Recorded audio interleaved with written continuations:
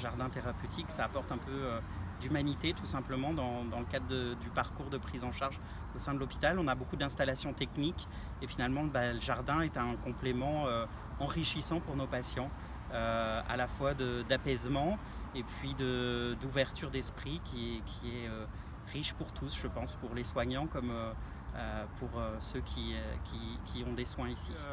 C'est l'occasion, cette richesse d'avoir une discussion autour des jardins thérapeutiques, donc dans un autre CHU à Marseille où j'ai eu l'occasion de travailler avec l'école du paysage de Versailles et le professeur Marcel Ruffo.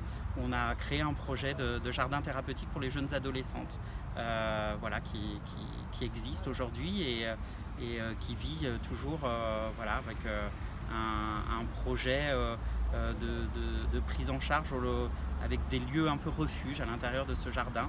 C'est aussi important pour les adolescents d'avoir des espaces de vie qui soient un peu à part de l'hôpital et où ils peuvent se réfugier en dehors des soins avec des espaces d'échange et de dialogue avec les soignants qui soient en dehors de l'hôpital, hors les murs.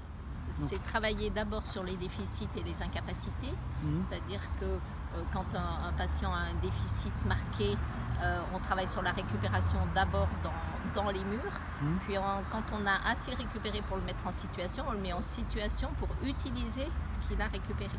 C'est-à-dire passer à l'utilisation de son corps, de sa vie, de son mouvement, de sa tête, de son esprit. Et quand il peut construire comme ça, parce que c'est de la production en même temps, eh bien on est en même temps dans le lien social, puisque c'est un travail de groupe, c'est un travail d'équipe, il y a de la production, il y a une satisfaction. Donc c'est une mise en situation dont l'objectif est de satisfaire et en même temps de montrer qu'il y a un retour à l'extérieur. En fait, c'est la mise en situation de la vraie vie. Donc, et dans la vraie vie, quelles sont les difficultés, quelles sont les incapacités et comment on les contourne. Voilà, donc pour les contourner, c'est de l'apprentissage rééducatif. C'est pour faire tel geste, vous voyez que vous pouvez le faire, donc un message positif, et les conduire à reprendre leur vie quotidienne, leur autonomie dans la vie quotidienne, par l'intermédiaire d'une activité du quotidien. C'est-à-dire que plutôt que d'être dans une salle avec des tapis, avec des vélos qui sont nécessaires, c'est après, quand on a la phase suivante, c'est-à-dire que c'est la transition entre le dedans et le dehors. On passe par le jardin et on utilise le jardin pour la vraie vie.